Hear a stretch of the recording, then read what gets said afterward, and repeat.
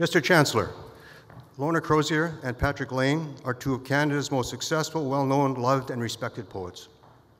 Lorna Crozier hails from the wide-open Saskatchewan prairie. A former high school teacher and guidance counselor, she then taught writing at the University of Victoria, where she is now Professor Emerita. Patrick Lane grew up in the Selkirk Mountains and the Okanagan Valley in the southern interior of British Columbia. A former logger and world wanderer, he then found himself in poetry. Lorna Crozier has published 16 books of poetry, 5 anthologies, 2 works of nonfiction, and 1 play, and she is still writing. Patrick Lane has over 30 publications to his name, one of which is a rare honor, an edition of his collected poems, which includes over 400 poems written over more than 50 years. And he too is still writing. 3 of their publications are co-edited anthologies. They each have independently received numerous awards and honors for their own work, including the Governor General's Medal for Poetry and the Dorothy Livesay Award for Poetry. Both have received honorary degrees, and both are members of the Order of Canada. Together for 37 years, they are teachers and mentors to many of Canada's established and budding authors. Often referred to as British Columbia's poetry power couple, they make their home on Vancouver Island, not far from the University of Victoria, where, although retired, Patrick remains an adjunct professor. Mr. Chancellor, I present to you Lorna Crozier and Patrick Lane, that you may confer upon each of them the degree of Doctor of Letters, honoris causa.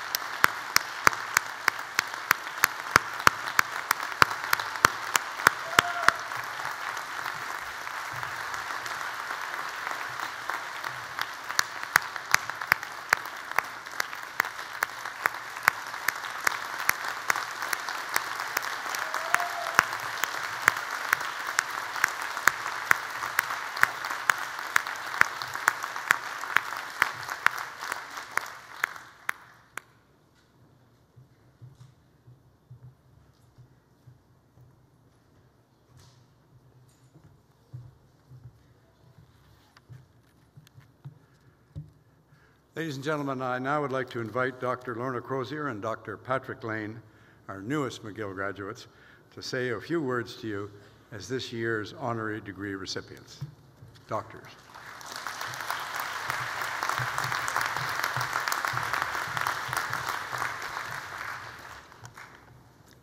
Patrick Lane and I lived in Montreal in 1985. We were poets then too, but we didn't dream of a day like today.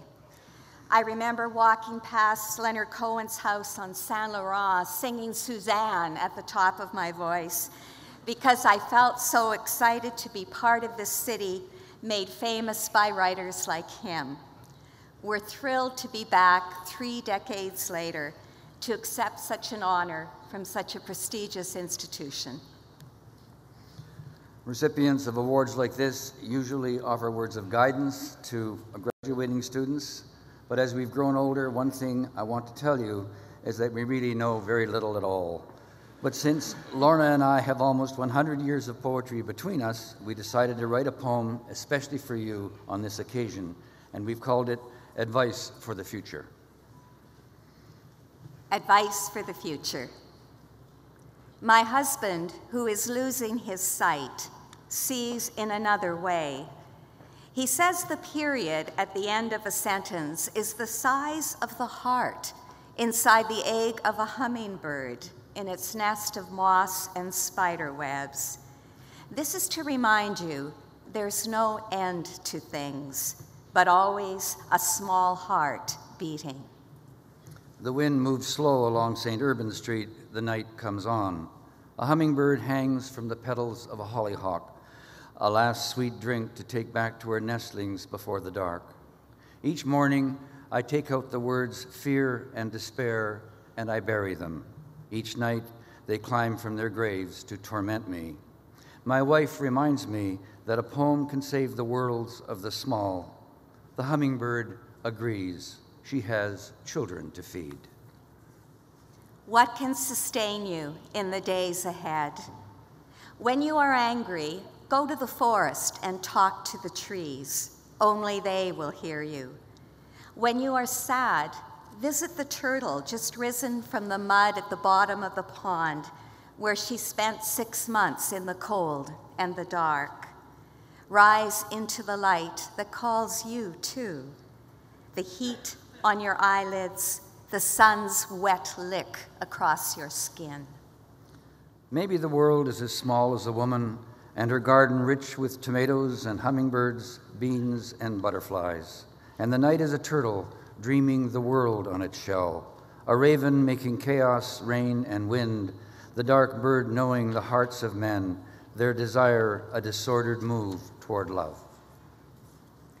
Travel light as the seeds of cottonwood through the streets of the city. Bear good news without restraint, like the man on the corner of St. Catherine's and Peel, the man shouting the where and who of being saved. In the small front yards, tomatoes climb high because they have to. Hours are measured by their ripening, the weight of one tomato in the palm, the weight of your soul, joyous on this earth. Why do we ask the moon for hope when we're alone? When we reach past ourselves, we find another. I watch my wife move through the dawn, her quick hands pulling weeds from among the young beans. A golden cat paces slow between the rows, content to be with her. We're not lost. Don't ask the moon to forgive you, nor ask of the sun that it should heal your days.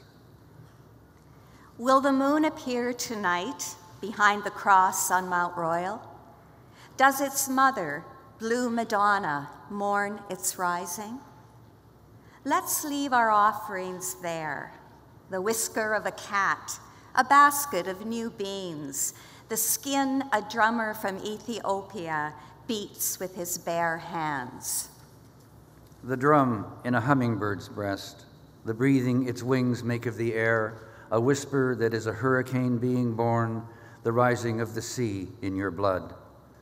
We dance in the knowing that is man, that is woman, that is a feathered child inside a bird's egg, a woman's belly, a man's steady vigil.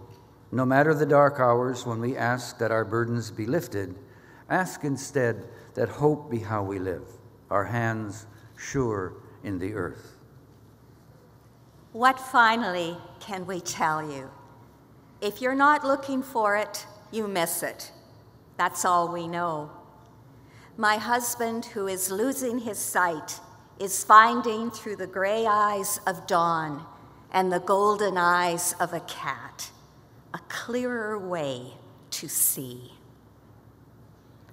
Graduates, Chancellor Meehan, President Fortier, family members, honored guests, we could not be more honored to be here. It's a real thrill for us to share in this day with you. Thank you so much again.